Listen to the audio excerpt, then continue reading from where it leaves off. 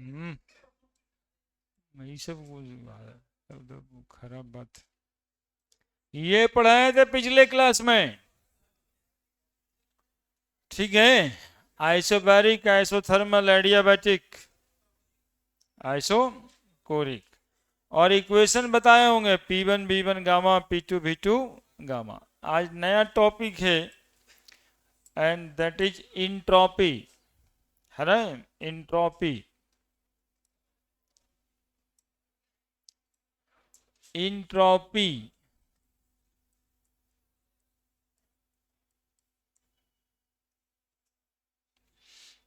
S लिखते हैं इसको, इंट्रोपी को। ये भी एक एब्सोल्यूट क्वांटिटी है इंट्रोपी, ये भी मेजर नहीं होगा, इसका चेंज मेजर होता है। ये भी स्टेट फंक्शन है, एक्सटेंसिव प्रॉपर्टीज है। ये सब बातें लिखेंगे, लेकिन इसमें स्पेशल क्या है, तो ये डिग्री ऑफ रेंडोमनेस मेजर करता है। Randomness, molecular randomness, the term used for measuring degree of molecular randomness, degree of molecular randomness of the system known as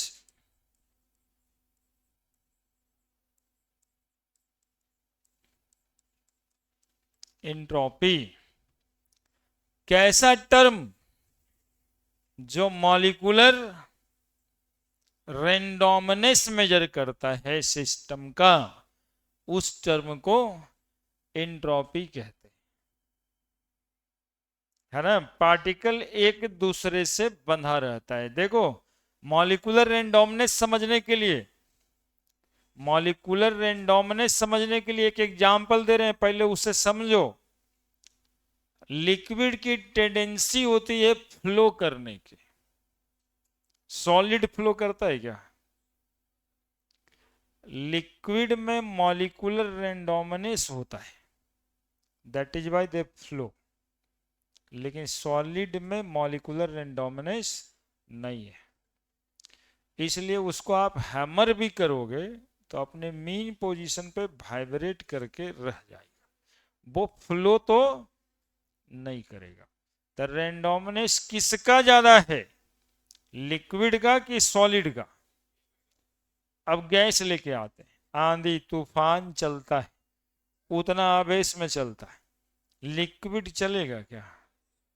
यानी गैसियस मॉलिक्यूल की रेंडोमनेस और भी ज्यादा है।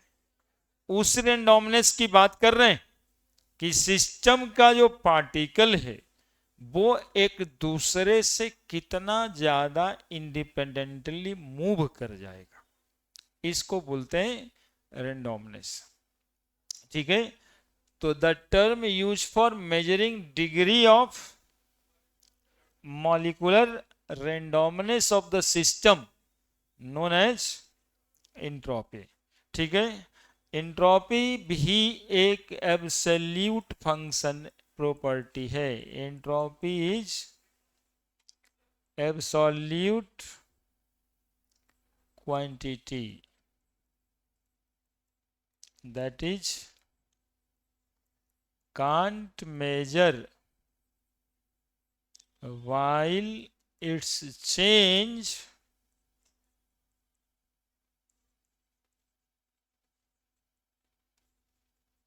can measure। अगला कैसा फंक्शन है?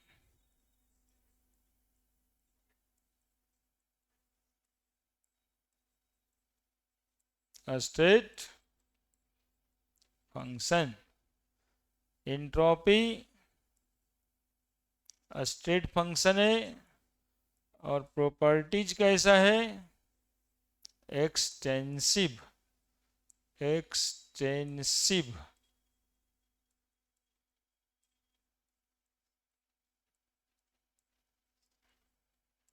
प्रॉपर्टीज यानी मास ऑफ द सिस्टम पे डिपेंड करता है। सीधा बैठो, जैसे देखो आयुष बैठा है वैसे ही सीधा बैठो। हाँ है, हमको देखते हुए वो है, नहीं वो अरे गधा यहाँ से देख। हाँ तुम जो है ना वो एक अमिताभ बच्चन टाइप का बैठने का कोशिश करते रहता है। हाँ तो अमिताभ बच्चन जो है वो बनना पड़ेगा पहले। सीधा सीधा दम देखे, देखते रहना होता है। एंट्रोपी कैसा क्वांटिटी है, एब्सोल्यूट क्वांटिटी है। कैसा टर्म है, स्ट्रेट फंक्शन है। कैसा प्रॉपर्टी है, एक्सटेंसिव प्रॉपर्टी है। क्या मेजर करेगा, डिग्री ऑफ रेंडोमनेस मेजर करेगा, मॉलिक्यूलर रेंडोमनेस। जानते हैं आप भी एक सिस्टम है, शुरुआत में बताए थे कि हर कुछ यूनिवर्स में एक सिस्टम है और सारे सिस्टम के इंट्रोपी होते हैं। जैसे आपका काम तो सिर्फ पढ़ना है, लेकिन इसके अलावा बहुत सारा ऐसा अनलॉजिकल काम दिन भर आप करते रहते हैं जो आपको नहीं करना चाहिए। ये आपका रेंडोमनेस है ना, ये आपका रेंडोमनेस है। आप सिस्टम है तो आपकी रेंडोमनेस क्या है, तो बोले जो भी सिस्टम को वर्क परफॉर्म करना था, यदि वो वर्क परफॉर्म करने के अलावा कुछ और ही करता है तो ये रेंडोमनेस है। ठीक है, इसको मॉलिक्यूलर लेवल पे ऐसे लिखते हैं। क्योंकि आप पूरे बॉडी हैं तो आपका रेंडोमनेस वैसे डिफाइन होगा। हर सिस्टम को रेंडोमनेस होता है ना। अब इस घड़ी में क्या रेंडोमनेस है भाई, तो ये तो ठीक ही ये चलता है, लेकिन बीच में cut cut cut cut cut cut करता, ये क्या करता है, लेकिन वो तो करता ही है। जितना ज्यादा खराब होगा उतना ज्यादा आवाज करेगा। कोई सोता रहता है, मतलब उसको बंद कर भाई, तो नींद नहीं आ रहा है, आवाज बढ़ रहा है। ये एनर्जी, साउंड की एनर्जी, उसी केमिकल एनर्जी बैटरी से निकल के आ रहा है। तो जो बर्केडन वाला प्रॉपर्टी है वो तो घटेगा, अब वो ज्यादा दिन तक चलने वाला नहीं है। ठीक है, गाड़ी घोड़ा खरीद लेते हैं, शुरुआत में देखते हैं सर माइलेज तो एकदम बढ़िया दे रहा है, अभी तो एकदम 50 दे रहा है। 5 साल के बाद उस सिस्टम की रेंडोमनेस बढ़ जाती है, वर्क इफिशिएंसी घट जाता है। अब वो ढेर सारा आवाज करता है, झनर पटर पूरा बॉडी कर रहा है। हाँ देखिए वो कहता है झांझर हो गया, झांझर हो गया तो मतलब आवाज ढेर ज्यादा कर रहा है। और ये आवाज जो साउंड एनर्जी बन के निकल रहा है, ये भी तो पेट्रोल के जलने से ही आनी, बर्बादी वाला एनर्जी। बर्बादी वाला एनर्जी जो सिस्टम को होता है उसको हम लोग क्या कहते हैं, इंट्रोपी कहते हैं। मोटे मोटे तौर पे ऐसे समझना इंट्रोपी को। यदि कोई लिक्विड है और वो सॉलिड बन रहा है तो उसकी इंट्रोपी घट रही होती है। लेकिन यदि सॉलिड है और वो लिक्विड बन रहा होता है तो उसकी इंट्रोपी बढ़ रही होती है, क्योंकि मॉलिक्यूलर रेंडोमनेस बढ़ रहा होता है। लिख दिए। Now the entropy change.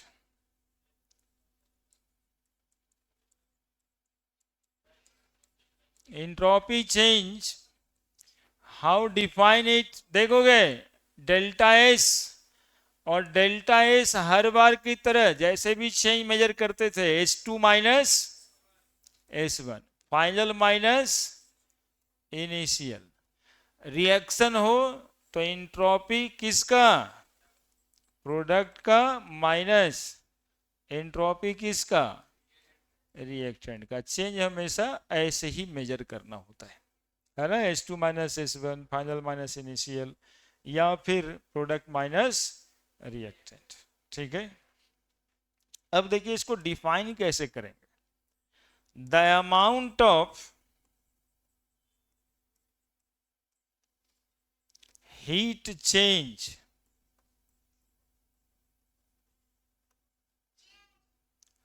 गधा है सब। Generally enthalpy change, generally enthalpy change, यहां से देखिए यही रेंडोमनेस था, बॉडी का randomness. Enthalpy change the amount of heat change, heat change को जनरली क्या बोल रहे हैं हम लोग, enthalpy change per unit, per unit change in temperature, नहीं, पर यूनिट कांस्टेंट टेम्परेचर,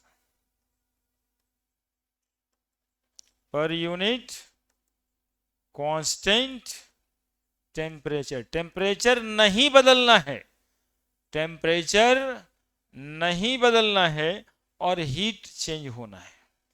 हम बताएंगे कैसे। पर unit constant temperature known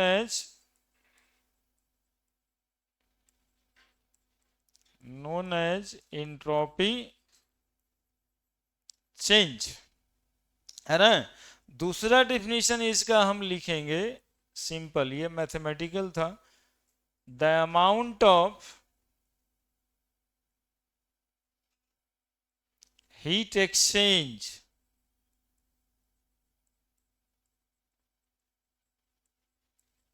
at a particular temperature, at a particular temperature known as entropy change,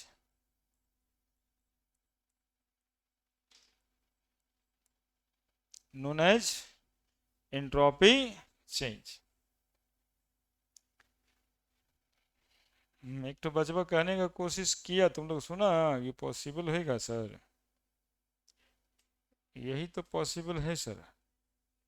जब आइस सॉलिड जो liquid बन रहा होता है, कितना टेम्परेचर पे, 0 डिग्री पे, 0 डिग्री पे, तो हीट चेंज नहीं हो रहा वहां पे, सॉलिड तो लिक्विड बन गया 0 डिग्री पे। कैसे हुआ ये, अरे इंट्रोपी बढ़ा के हुआ, इसीलिए तो इंट्रोपी बढ़ रहा है, क्योंकि वहां पे टेम्परेचर नहीं बढ़ रहा है, टेम्परेचर कांस्टेंट रह जा रहा है। अब किसी बॉडी को आप हीट दोगे और उसका टेम्परेचर बढ़े नहीं, तो क्या हो रहा है। जैसे बोला ना बचवा कि संभव है सर, यही समझना है। आप किसी बॉडी का टेम्परेचर बढ़ाइएगा तो उसका तो हीट एनर्जी बढ़ाइएगा तो टेम्परेचर बढ़ेगा ही ना, नॉर्मल थिंकिंग तो यही है। लेकिन नहीं, आप किसी में हीट दीजिए और उसका टेम्परेचर बढ़ ही नहीं रहा है, मतलब इंट्रोपी इंक्रीज कर रहा है। ऐसे समझिए किसी को 2-4 लाख रुपया दीजिए और जैसे रह रहा था वैसे ही रह रहा है, कुछ बदला ही नहीं, मतलब उसका जो नाजायज खर्चा था वो अपना निकल लिया उधर, कुछ बदला नहीं, बस यही बात है। ठीक है, तो हीट एनर्जी यहाँ पे देंगे लेकिन टेम्परेचर नहीं बदलेगा, इसलिए कांस्टेंट टेम्परेचर भागा टेम्परेचर से देना है, चेंज इन टेम्परेचर से नहीं देना है।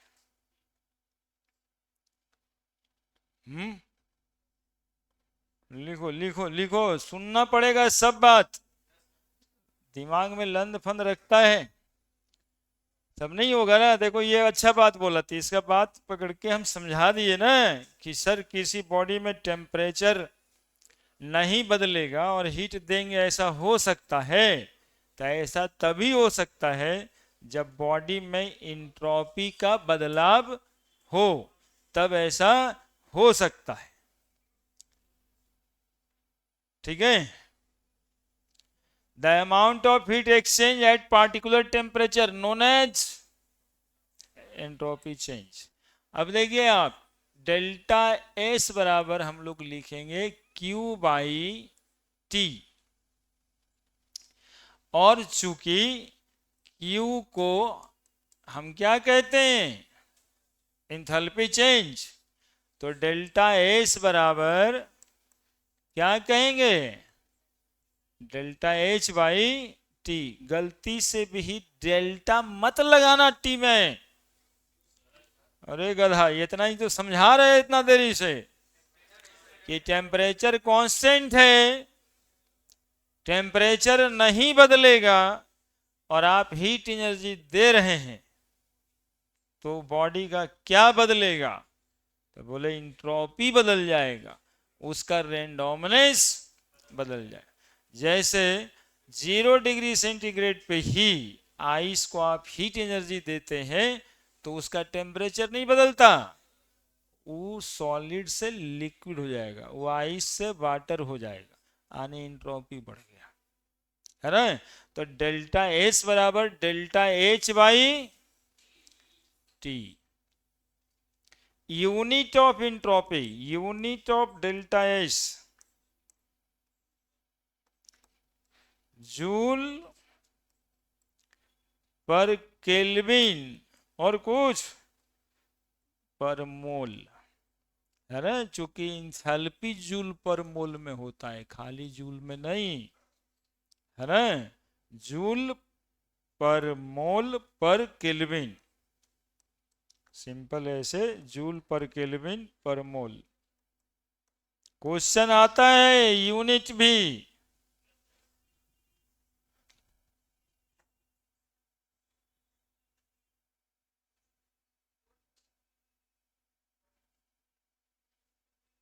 बढ़िया टोपीबाज है तुम रे।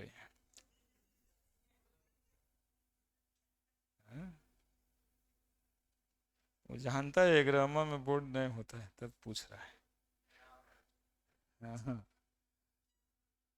तो इसीलिए ना पूछ रहा है, पढ़ना पड़ता है सब। आईटी और मेडिकल के होने के समय में तो ऐसा नहीं रहता है कि 11th वाला नहीं पूछेगा, और उस समय समय नहीं रहता है सबको, इसलिए अच्छे से पढ़िए। अभी देखिए 12th का सिलेबस खत्म हुआ, अब ये हो गया, मतलब कल हो गया, आज हो गया, मतलब जो तुमसे आगे पढ़ रहा है उसका हो गया। अब क्या है कि उन लोग देखते हैं बोर्ड के लिए इतना ना परेशान है कि अभी बोर्ड, सिर्फ बोर्ड बोर्ड, आईटी का ये को सवाल लिख दे तो गुस्सा ही जाता है सर अभी बोर्ड, है ना। तो समझिए कि उस समय इसके रिवीजन का भी टाइम नहीं, और बोर्ड से पहले आईटी होने वाला है जनवरी में, 5 दिन बाद 1 तारीख से बोर्ड भी है, लेकिन 25 से 1 के बीच में आईटी होने वाला है। लेकिन अभी बच्चे में इतना अफरा तफरी है कि अभी आईटी को एकदम दरकिनार करके बोर्ड बोर्ड बोर्ड, मतलब कि 2 क्वेश्चन आईटी मेडिकल का लिख देना अभी हम लोगों के लिए उसको लगता है समय की बर्बादी हो रही है। आपके साथ भी होगा, इसलिए अभी से ही पढ़ते रहिएगा, तब दिमाग में बात जाएगा। ठीक है, ये सिखा रहे हैं हम आपको, joule per kelvin per mole. ठीक है, अब देखिए आप, entropy of fusion,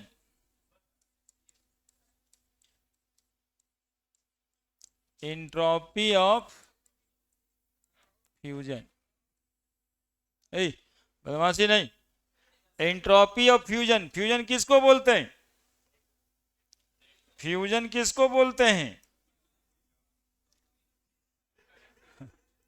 solid whenever converted to liquid at particular temperature, है ना।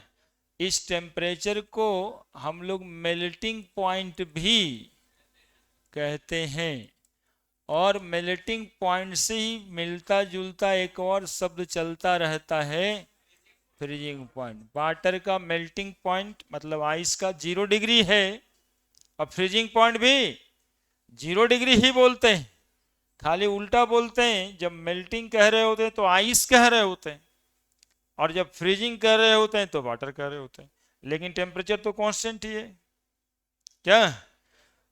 तो द अमाउंट ऑफ एनर्जी, अब इसका एक एग्जाम्पल भी यहां पे लिख देते हैं। द अमाउंट ऑफ एनर्जी, देखो ऐसे, H2O लिक्विड, सॉलिड बोलने का मतलब आइस हो गया, लिक्विड बोलने का मतलब वाटर हो गया। और यहां टेम्परेचर कितना दे दें, या फिर चूंकि टेम्परेचर आपको केल्विन में ही पुट करना है, ठीक है, मेल्टिंग और इधर हो जाएगा freezing.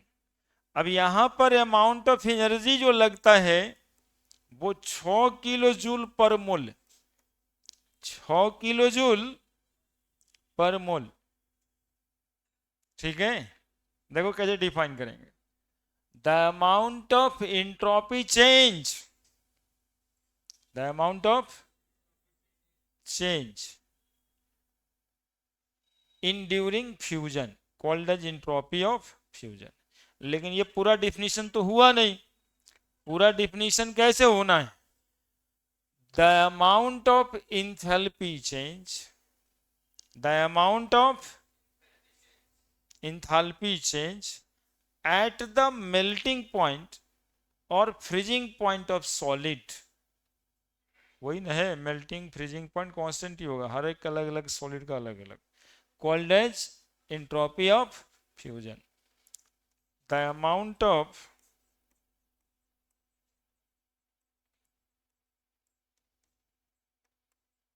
enthalpy change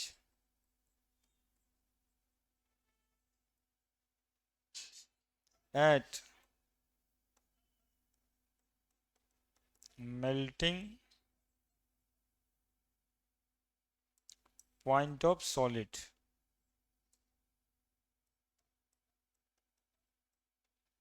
at the melting point of solid,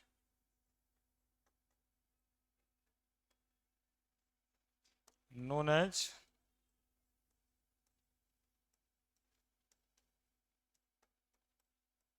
entropy change।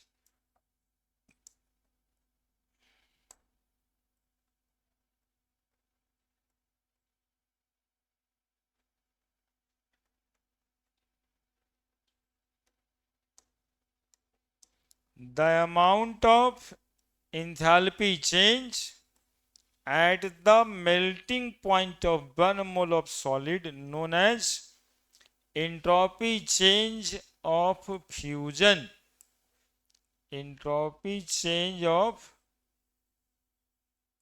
fusion, है ना।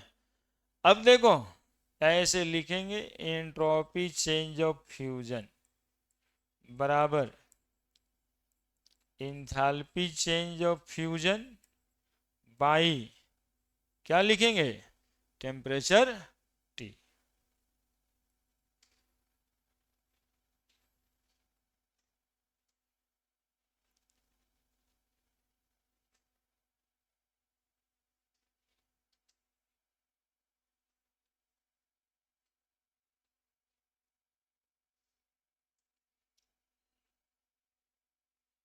और सिंपल भाषा में लिखें डेफिनेशन तो क्या लिखेंगे, इंथैल्पी वर्ड का इस्तेमाल नहीं करेंगे तो क्या लिखेंगे, द अमाउंट ऑफ,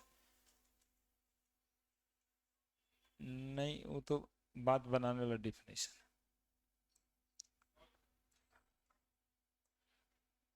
अरे गधवन तुम लोग तुकबंदी करता रहता है, हर बात सुनना चाहिए। The amount of heat change, energy change, enthalpy सुंदर शब्द हो गया थर्मोडायनामिक्स का, नई इंथैल्पी याद है तो लिख सकते ना जी, हीट चेंज, एनर्जी चेंज, जो पहले से पढ़े होंगे, when 1 mole of solid converted into liquid, है ना, एकदम देहात भाई भाषा वाला डिफिनेशन, कहीं कोई इसमें इफ बट है ही नहीं, यहाँ तो इंथैल्पी याद रखना पड़ेगा, मेल्टिंग पॉइंट दो ठो कीवर्ड है, अब इसमें बिना कीवर्ड वाला और करके लिख रहे हैं, जो तुमको बोलने में आसान लगेगा बात दोनों से बनेगा। The amount of heat change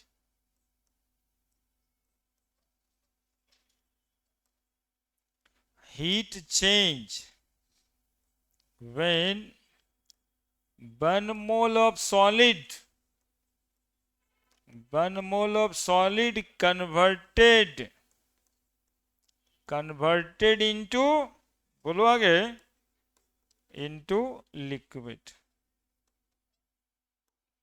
when 1 mole of solid converted into liquid,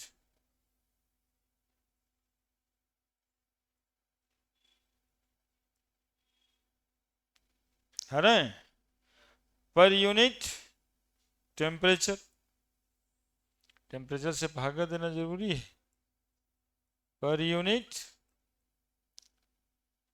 temperature of fusion, per unit temperature of fusion, अब known as entropy of fusion.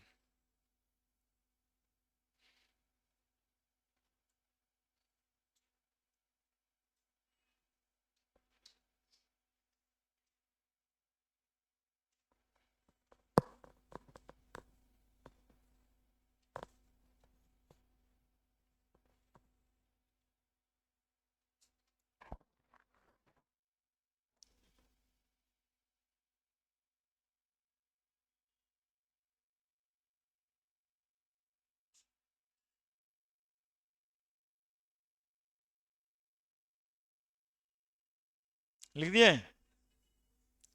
अब लिखिए क्वेश्चन, हो गया ना क्वेश्चन।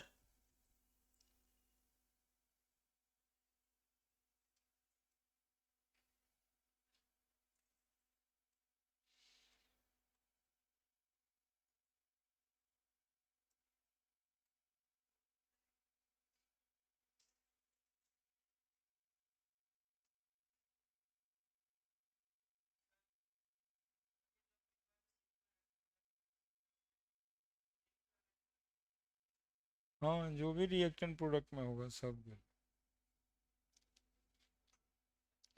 क्वेश्चन,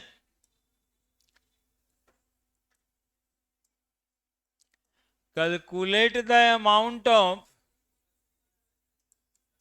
ए हल्ला नहीं बाबू, calculate the amount of entropy change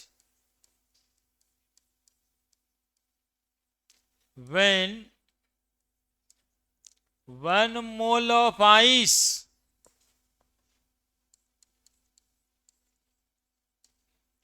converted into liquid at 0 degree centigrade. यहां पर लिखा है given enthalpy of fusion, given enthalpy of fusion बराबर 6 किलो जूल पर मोल। आंसर आप बताइएगा।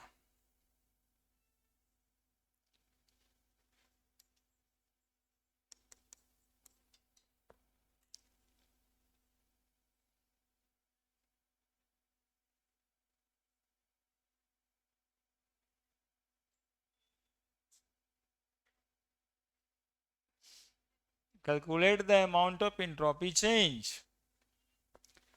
when 1 mole of ice converted into liquid at 0 degree centigrade. Given delta H fusion 6 kilojoule per mole.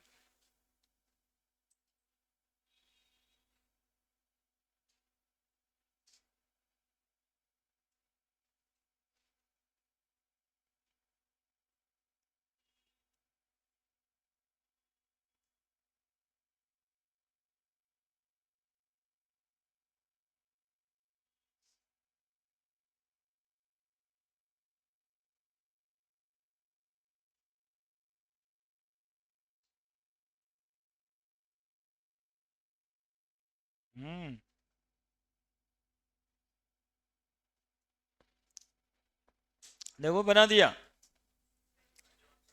Delta H बराबर delta H fusion by temperature ही तो करना था। तो delta H fusion का 6000 joule per मोल, 6 kilo joule है, और temperature kelvin scale में पुट करना है, तो कितना केल्विन। समस्या क्या था बताओ, समस्या क्या था, टेम्परेचर 0 डिग्री सेंटीग्रेड लिखा है बराबर 273 केल्विन होगा ना। टेम्परेचर केल्विन स्केल में पुट करना हो तो 273 प्लस टेम्परेचर डिग्री सेंटीग्रेड है ना। भूल गया हो तो इस रिलेशन को याद रखना है, छठा सतमा में पढ़ना होगा ये, है ना। तो भागे तो देना था तुम लोग से, हम क्या पूछ लिए ऐसा, है ना। जिसका भी आंसर के लिए तुम हमारे ही तरफ देख रहे थे कि अच्छा अब सर लिखेंगे तो हम बना देंगे। 600 नहीं 6000 भागा 273, 21.97, है ना, 21.97 जूल पर केल्विन पर मोल। 978 है, चलो देखो 98 कहता है, चलो ठीक है, बनाया है तो बात मानना पड़ेगा।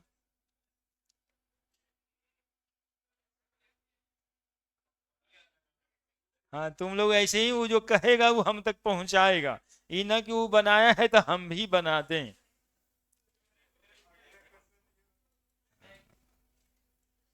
चलिए दूसरा सवाल देंगे, इसमें थोड़ा सा केमिस्ट्री लगा देते हैं, थोड़ा सा। वो एक मोल कह रहा था, इस बार जो है कुछ अलग करते हैं।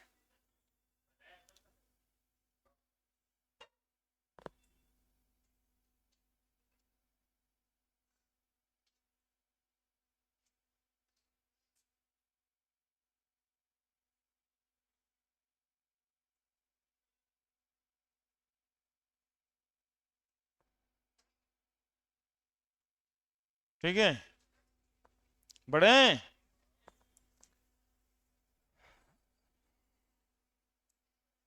Question, 1.8 gram of water ice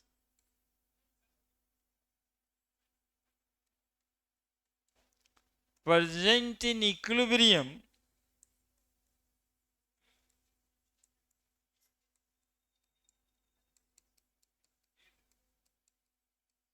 with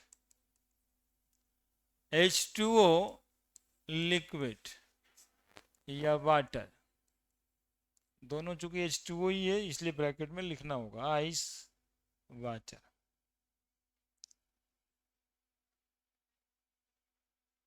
eight 0 degree centigrade, calculate their entropy change when the enthalpy change of the reaction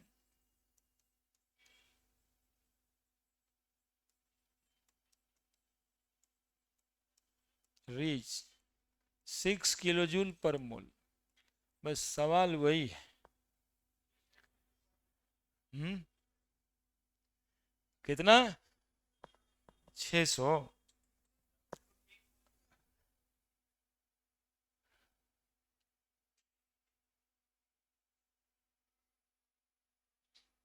थोड़ा सा चेक कर लो।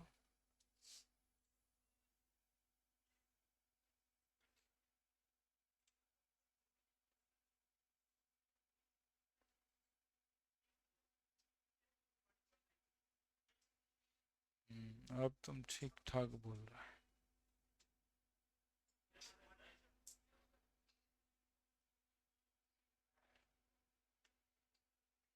2.187 आया होगा। सेम कहाँ से होगा, वो 1.8 ग्राम है तो सेम ही कैसे होगा। पॉइंट तुम्हारा नहीं पकड़ा है देखो। हाँ, वो सीधा 18 ग्राम पकड़ लिया। अब देखो मिलाओ तो कुछ आएगा। हाँ पॉइंट नहीं पकड़ा, सेम इसीलिए आ गया।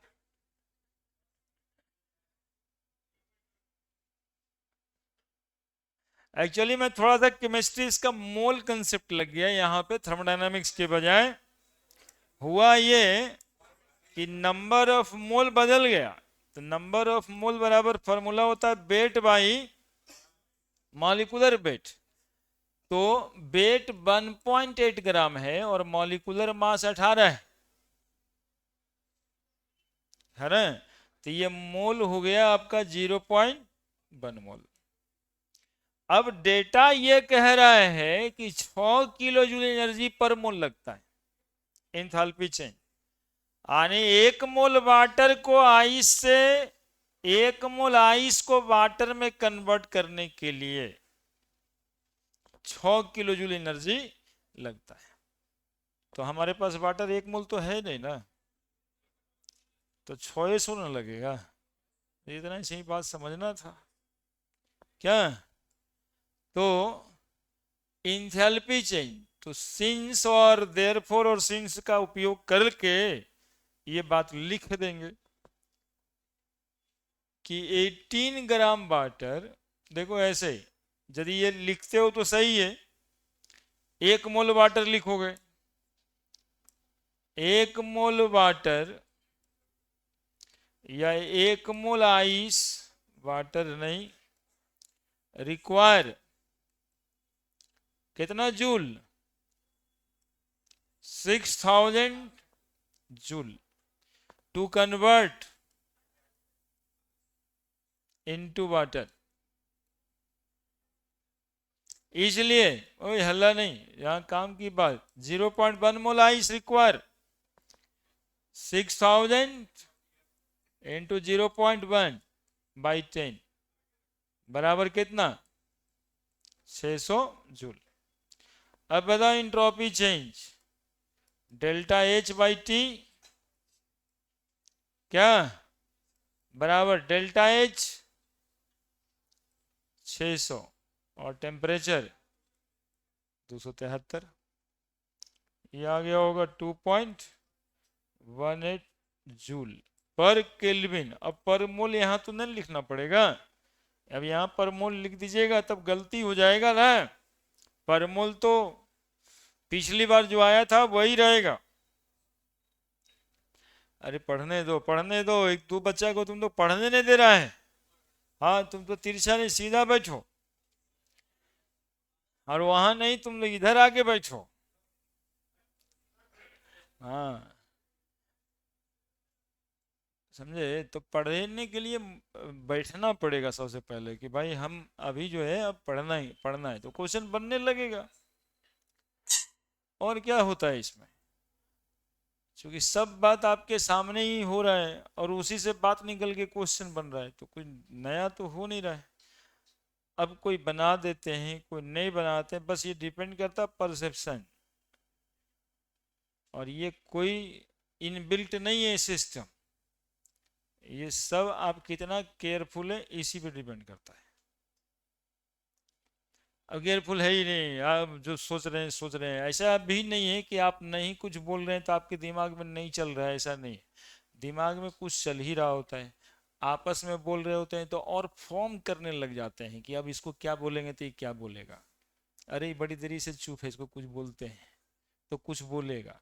अब ये सब दिमाग में चल रहा है, इसके पार्ट में कुछ और तो चल ही रहा था। दो काम ऐसे चल रहा, तीसरा में हम पढ़ा रहे, तो 3 4 काम यदि एक साथ लेके बैठा जाएगा तब होता है। Next enthalpy of vaporisation, entropy of vaporisation. पर मोल नहीं लिखना है यहां पे, पर मोल है कहां जो लिख दें।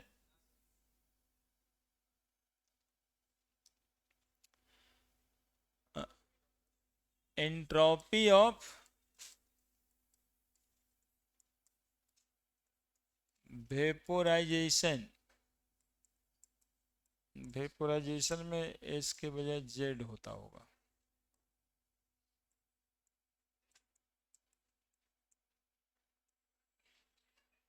फिर वैसे ही कर रहा है। अब देखो, यहाँ पे वेपोराइजेशन में क्या होता है कि लिक्विड होता है और किसी खास टेम्परेचर पे ये कन्वर्ट हो जाता है गैस में। यहाँ पे जो टेम्परेचर होता है उसको हम लोग क्या बोलते हैं? Boiling point. और इधर से इधर जो प्रोसेस होगा उसको क्या बोलेंगे? Condensation point. कंडेंसेशन पॉइंट है ना। कंडेंसेशन और बॉइलिंग, ये दो फेनोमेनन जब इक्विलिब्रियम पे होता है तो वेपोराइजेशन कहते हैं। नेक्स्ट, अब इसके एग्जाम्पल में H2O लिक्विड है और H2O गैस भी बन सकता है। कितना पे? 373 केल्विन पे। और डेल्टा H इसका होता है 40.8 किलो जूल पर मोल। ठीक है। द अमाउंट ऑफ क्या change? Enthalpy. The amount of enthalpy change कब? At the boiling point. At the boiling point of liquid known as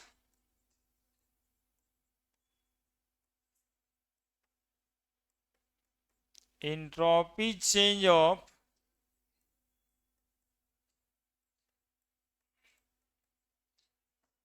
vaporization, है ना। या लिखेंगे the amount of energy change, the amount of heat energy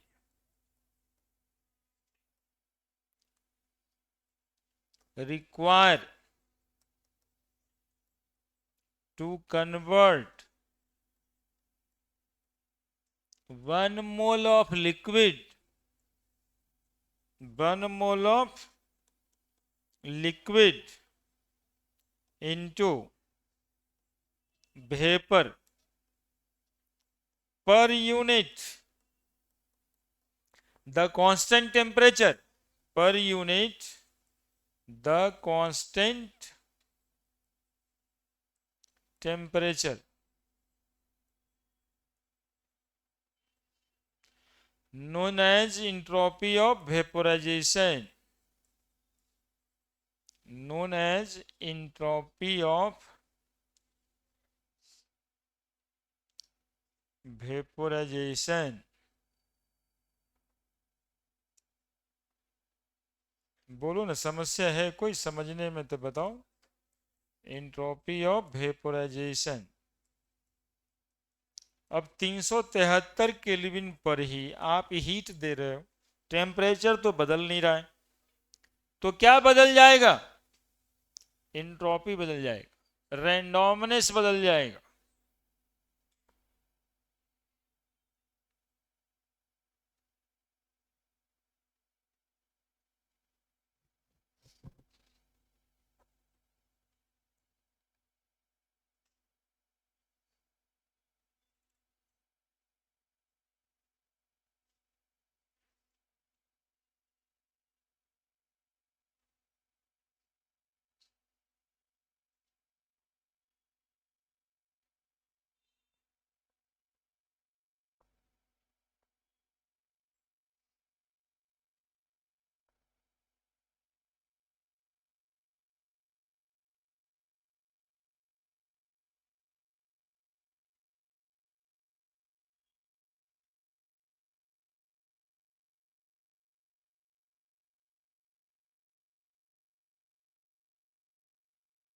hmm.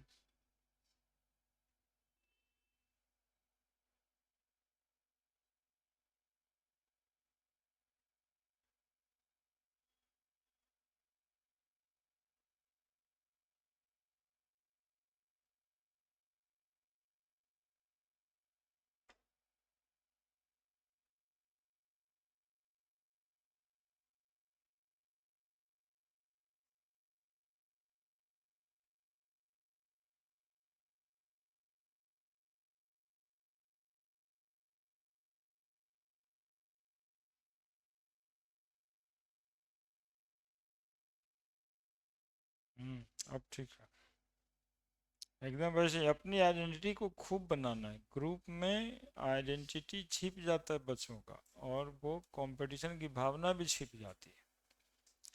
Independent बच्चों को अभी 11 12 में स्वार्थी होना चाहिए। स्वार्थी मतलब है कि अपने लिए सिर्फ सोचे, अपने फायदे के लिए सोचे, मतलबी होना चाहिए, है ना। हाँ, ये सब डायलॉग अभी के समय में ही तुम लोग को देना है। बाद में जब तुम्हारे पास कुछ रहेगा तब ना तुम स्वार्थी नहीं होगा, तुम दूसरे के लिए सोचेगा।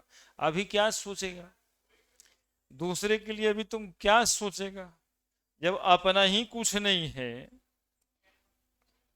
नहीं, अभी अपना क्या है तुम्हारे पास जो तुम दूसरे के लिए सोचेगा? अभी तो बिल्कुल मतलबी होना ही चाहिए। अब यहाँ पे जगह बन रहे हैं, देखिए क्या लिखेंगे हम।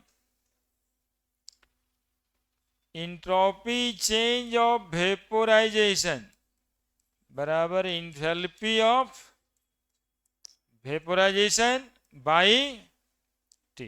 बस यही लिखेंगे। यूनिट तो जूल पर केल्विन पर मोल ही होगा, क्योंकि पर मोल इनबिल्ट है इसमें।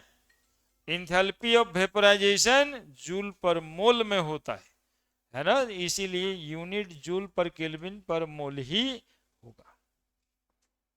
लिखिएगा, फिर वैसे ही न्यूमेरिकल आपको हम देंगे।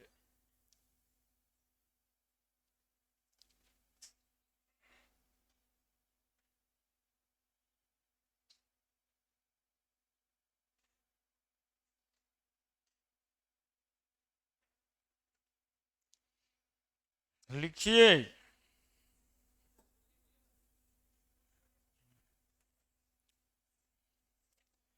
लिखता देरी में है तो देखो क्वेश्चन भी खोज उज के दे देंगे।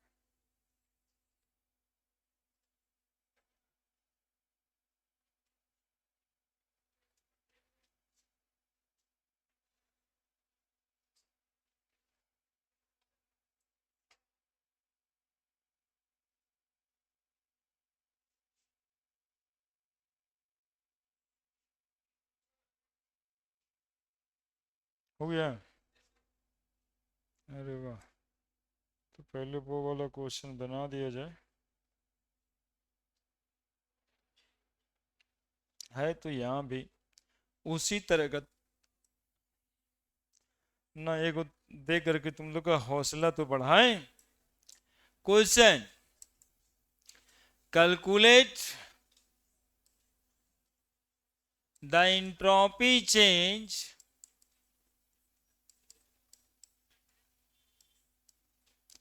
of 9 ग्राम लिक्विड वाटर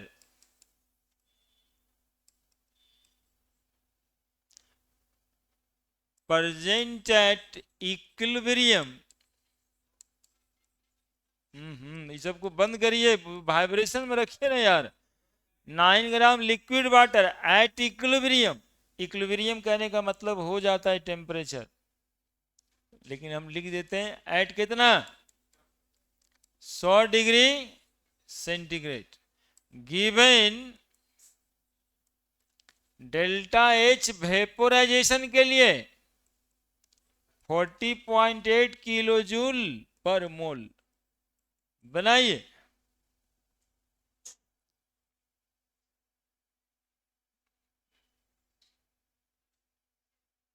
बताइए आंसर, देखिए तो खोज के आता है आंसर। देखिए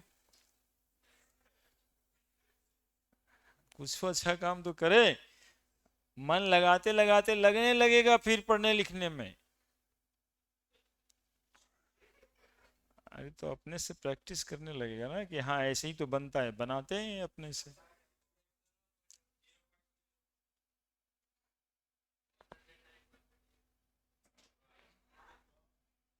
9 ग्राम, 9 ग्राम ठीक था ना? ठीक है लिखो। तुम लोग काहे कुछ बोलता है, वो कुछ हो करने दो उसको। अरे लिखो और सवाल लिखो, अपने से भी बन सकता है। तुम्हारा गूगल खाली आंसर देता है कि बताता भी है कैसे बनेगा, तो अपने से बना लो फिर।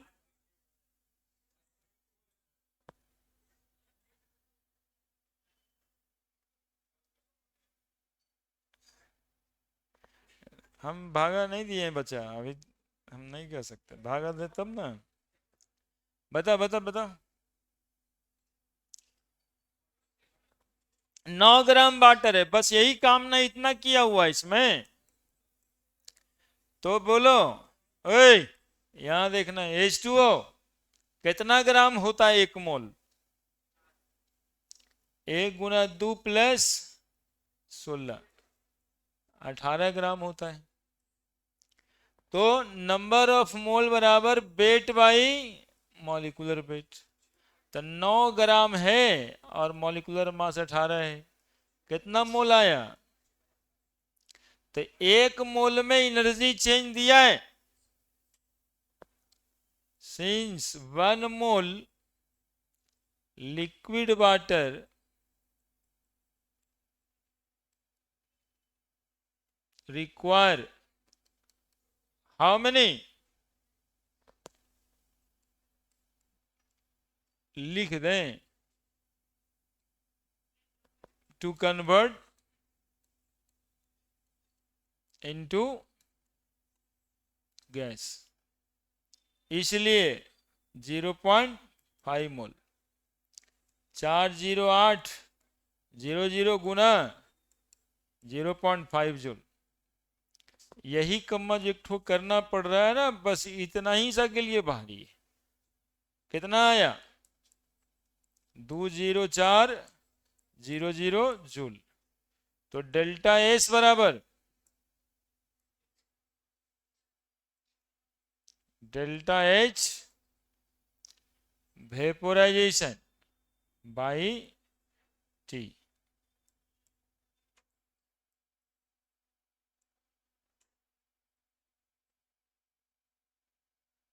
डेल्टा एस 20400 बाई 373, 54 ठीक आ रहा है, 54.69 जूल पर केल्विन, है ना? उसको देखो आ रहा होगा 108 बता रहा था ना। हाँ तो इसलिए कि वो 9 ग्राम नहीं पकड़ रहा है, वो 18 ग्राम का सीधा 1 मोल का निकाल के बता दे रहा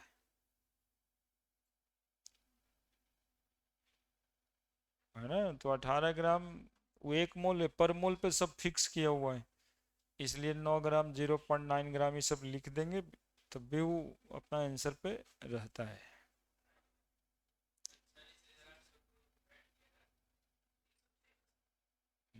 तो 1 मोल का कर दिया ना, लेकिन हमें तो आधा मोल ही चाहिए था। यही तो सिखा रहे हैं हम, है ना, कि उसको ये करना है, 9 ग्राम को भी समझते रहना है, पर मोल बात समझना है। अभी देखिए एक क्वेश्चन है यहाँ पे,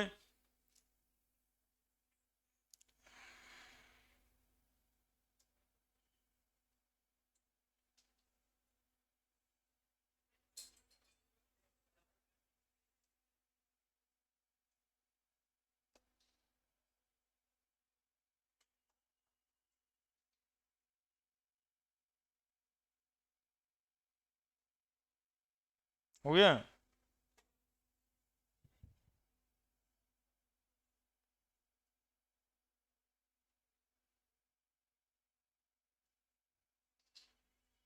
है ना?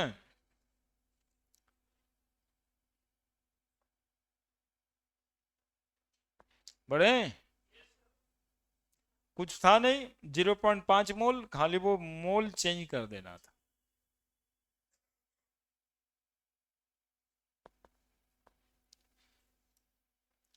अब देखिए क्वेश्चन ऐसा ही क्वेश्चन होगा, कोई मतलब कि आ जाएगा इसका मतलब थोड़े ना बदल जाएगा। Enthalpy of fusion of water is 1.435 kilo calorie पर मोल।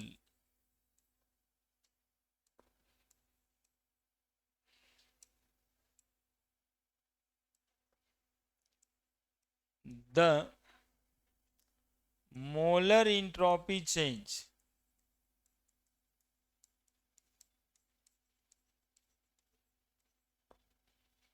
for melting of ice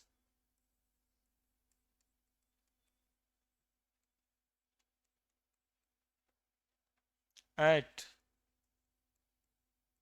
0 degree centigrade is option A 10.52 calorie पर मोल पर केल्विन, बी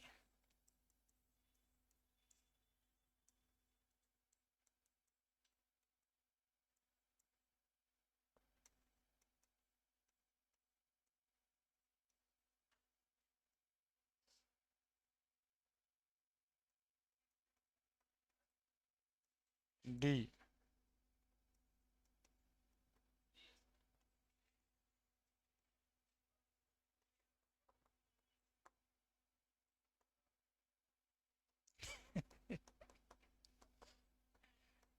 ईमानदार भी है।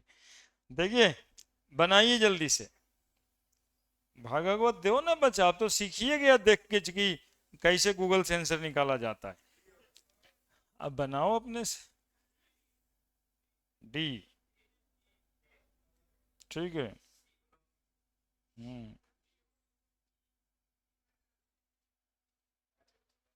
भगा दिए, इसमें तो कुछ करना भी नहीं था बाबू, कैलोरी था ही था, 0 डिग्री सेंटीग्रेड 273 है, ये भागा दे ना सिर्फ, पर मोल तो है ही था। क्या डेल्टा एस वेपोराइजेशन है कि फ्यूजन है? Fusion. Delta H of fusion by temperature. Delta H कितना दिया है? 1.435 किलो कैलोरी है, और इधर ऑप्शन में कैलोरी है, तो 1000 से गुना कर दें कैलोरी पर मोल बाई टेम्परेचर 273 केल्विन बराबर 1435 बाई 273 कैलोरी पर मोल पर केल्विन। यूनिट तो ला दिए, अब डिवीजन ही तो करना है।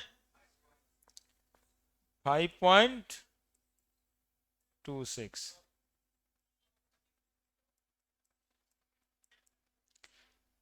अब 0.526 कैसे हो गया था जी?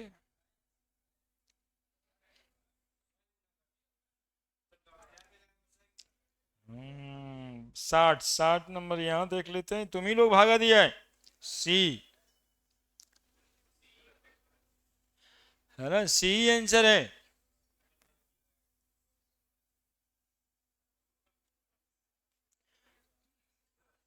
पॉइंट नहीं पकड़ रहा होगा, वो स्कैन कर रहा है ना, भागा नहीं दे रहा है। 1 पॉइंट देखते हो, थोड़ा हल्का है ना, ये 1.435 तो है ही है ये। अब वो बेचारा लगल है, तो उसको क्या किया जाए।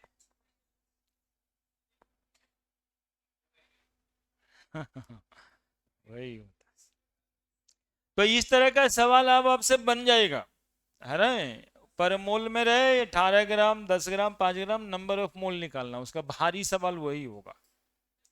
ऐसे क्या होगा कि नॉर्मल वो है, जो इंथैल्पी दिया रहेगा उसको टेम्परेचर से भागा दे देना होगा।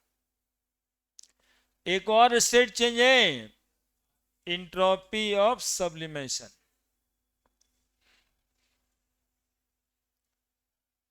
बढ़ दिया है, बढ़े। Entropy of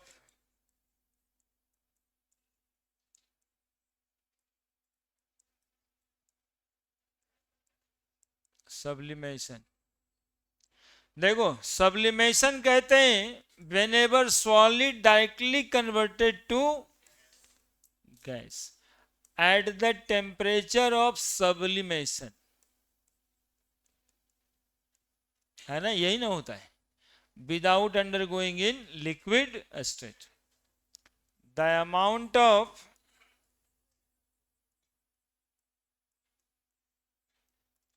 heat change when 1 mole of solid directly converted into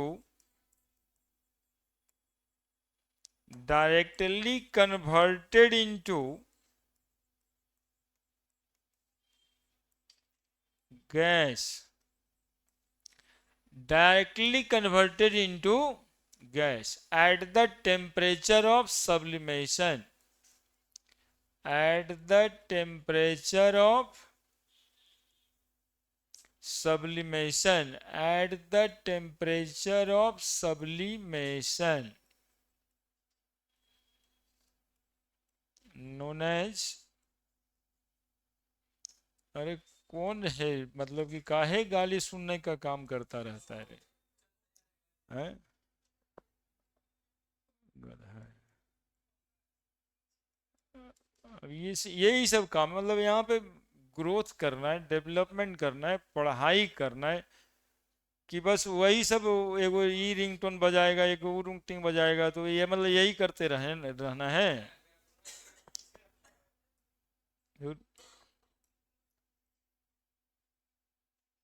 अब बताओ ना, पिछले दिन ही बता रहे थे, कुछ ऐसा बच्चा है, हम उसको भी सुधारने की कोशिश करते हैं, जिसके गांव में रहने से गांव खराब हो जाता। अब तो थोड़ा सा उस पर भी अपना दायित्व बन जाता है कुछ, कि भाई आया है तो अपने हिसाब से तो हम खराब ना करें। लेकिन आप क्या एकदम वैसे ही रहना चाहते हो, है ना? कभी कभी कुछ गार्जियन लोग, पढ़े नहीं पढ़े उससे कोई मतलब न है, लेकिन थोड़ा संस्कार अच्छा हो जाए बच्चा का, इसके लिए भी भेज देते हैं कि जाओ पढ़ो। उसमें अच्छा पैसा खर्चा होता है, उसके लिए परेशान भी होते हैं, लेकिन अब यहाँ भी आकर के एग्जैक्टली वही, मतलब कि वो सब कामों में भी कोई अंतर न आया, तब तो बेकार है यार।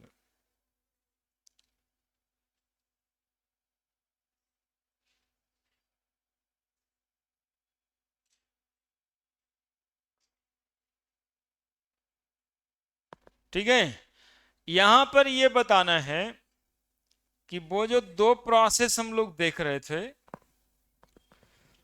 H2O सॉलिड से लिक्विड हुआ और लिक्विड से गैस हुआ,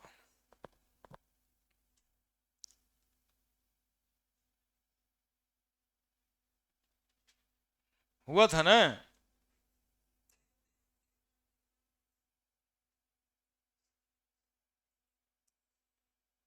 ये देखिए, H2O सॉलिड से लिक्विड हुआ और फिर लिक्विड से फाइनली गैस हुआ।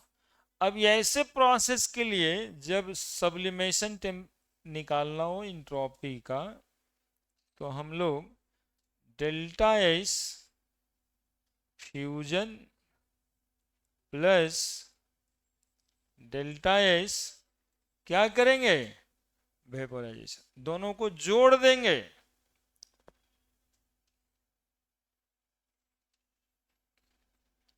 ठीक है, ठीक है, लिख दीजिए।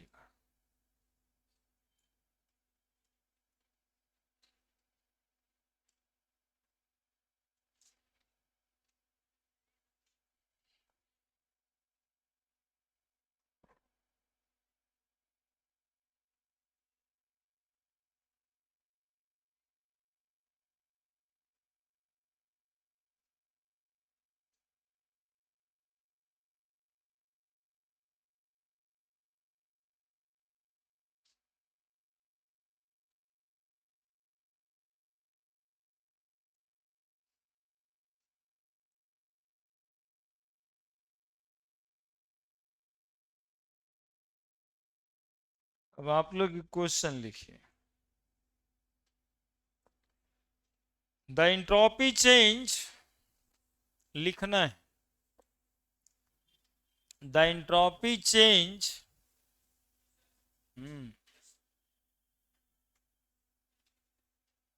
The entropy change for a solid is x kilojoule पर मोल।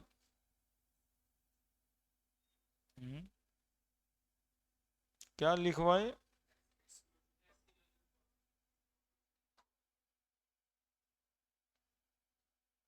लिख दिए?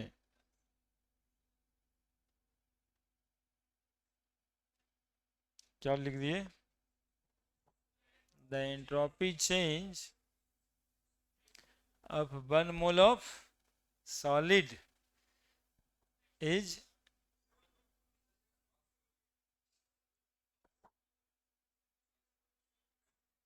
एंट्रोपी चेंज लिख दिए।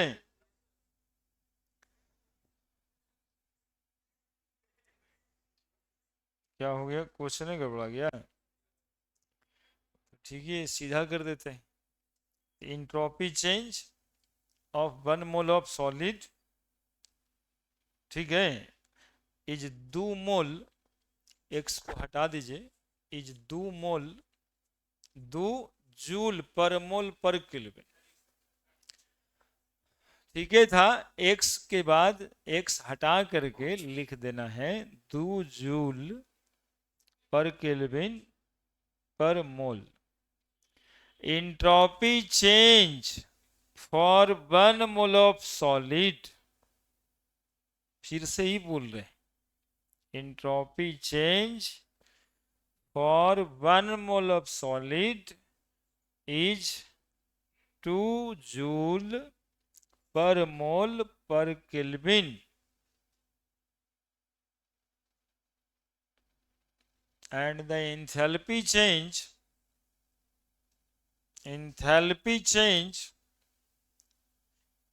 is 600 calorie.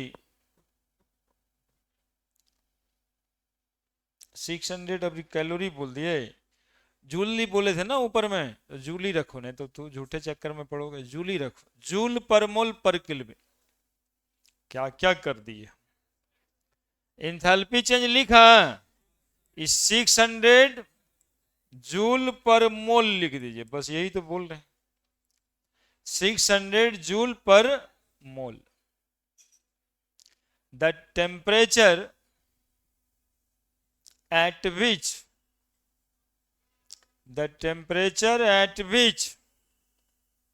the solid melt, dash दे दीजिए, at which solid melt, बस यही सवाल बना रहे थे, और क्या था? The temperature at which solid melt, बताइए, डैश दे करके आंसर बताइए, लिख करके बना के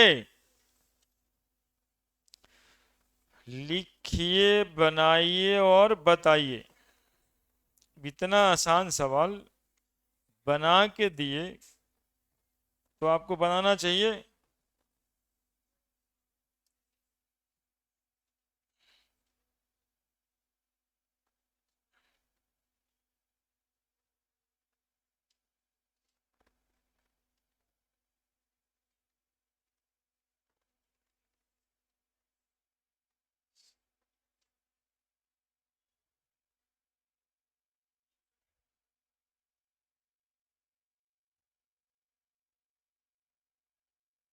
बता दिए आंसर, बनाए सब अच्छे से।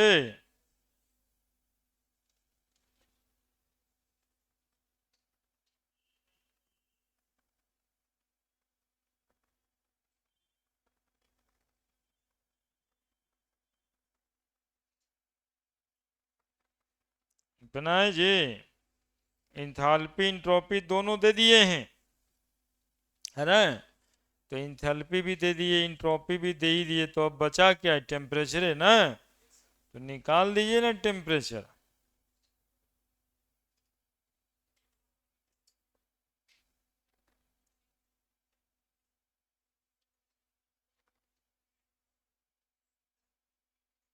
निकाल दिए सब?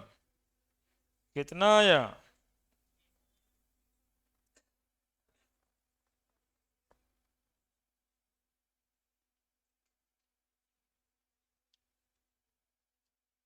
सबको आ गया? लिख के बनाया सब ये?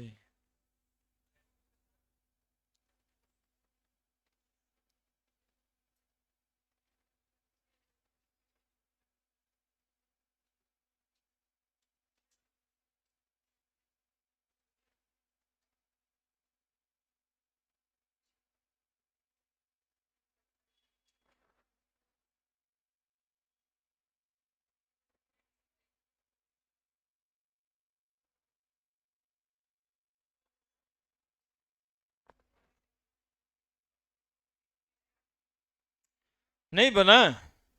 अरे गधा सब, ये भी नहीं बनाएगा? बना दिया कि नहीं बनाया?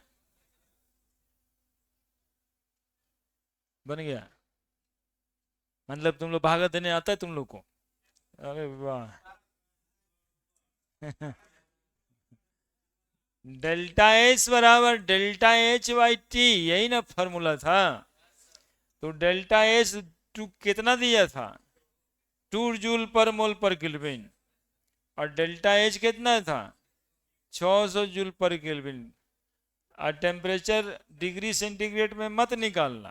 तो टेम्परेचर बराबर हो गया 600/2 बराबर 300 केल्विन में आंसर, डिग्री सेंटीग्रेड में नहीं। है ना? ऐसे नहीं कि 300 डिग्री सेंटीग्रेड पुट कर देना, ज्यादा आसान हो गया तो। क्लियर है? दूसरा सवाल लिखिए। द इंथैल्पी ऑफ, फिर इंथैल्पी बोल देते हैं। इंथैल्पी ना बोलना है, इंट्रोपी ना बोले हैं। द इंथैल्पी ऑफ वेपोराइजेशन, लिखिए ना, the enthalpy of vaporisation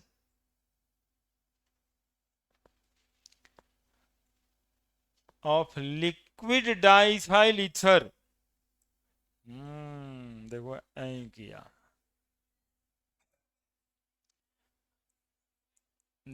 liquid diethyl ether, हाँ, the enthalpy of,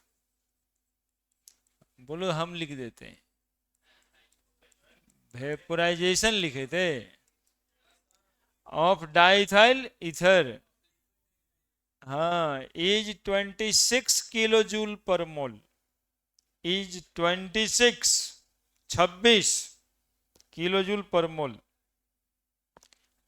at its boiling point at ITS, its boiling point 35 degree centigrade, 35 degree centigrade. Calculate at 35 degree centigrade लिख दिए ना। Calculate entropy change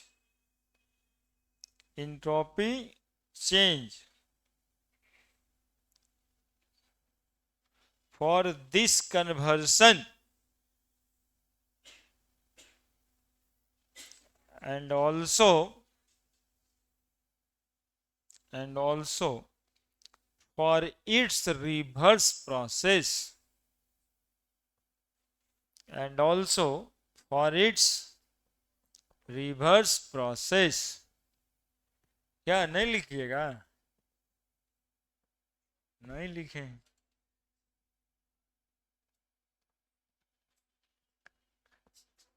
लिखते रहना चाहिए। ये जो लिखाने वाला काम किए ना, मतलब सवाल आसान है तो थोड़ा लिखने का प्रैक्टिस हो जाए, नहीं तो हम उतार ही देंगे। कई लग जाए छोड़ो, हटा ऐसा कते लिखेंगे।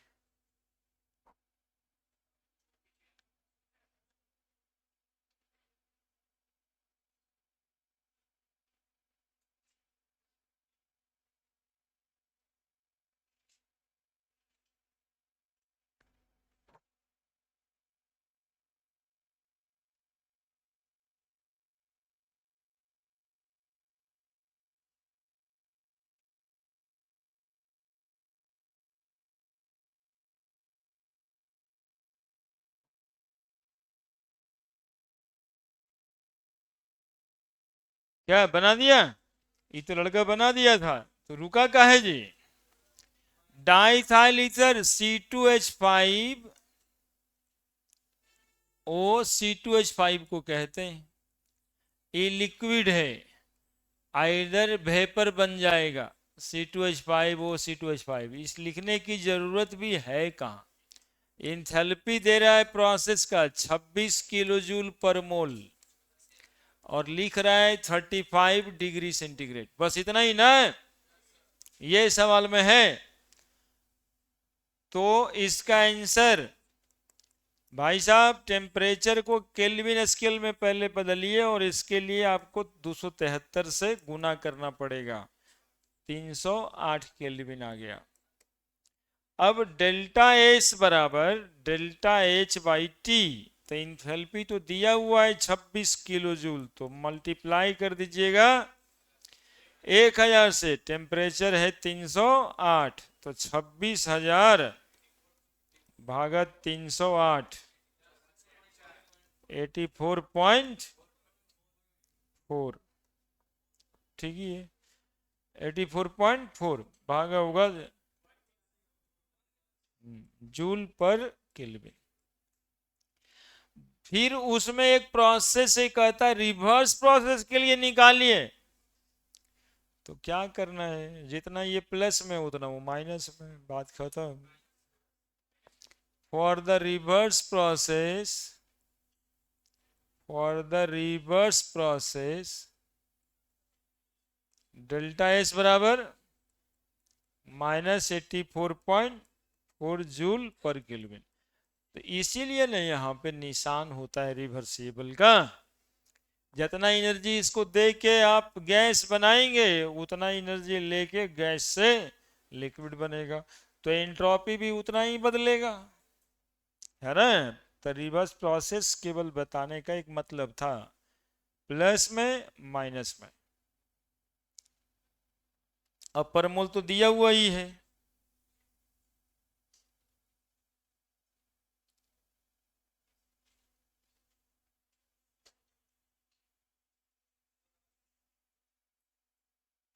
पर मोल होगा।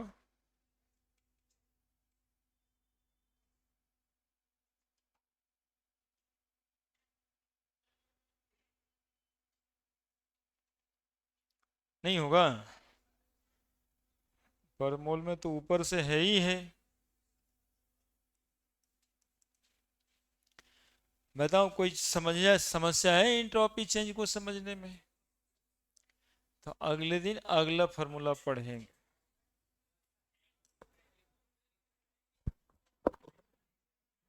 10 मिनट बच रहा है ना, ठीक है।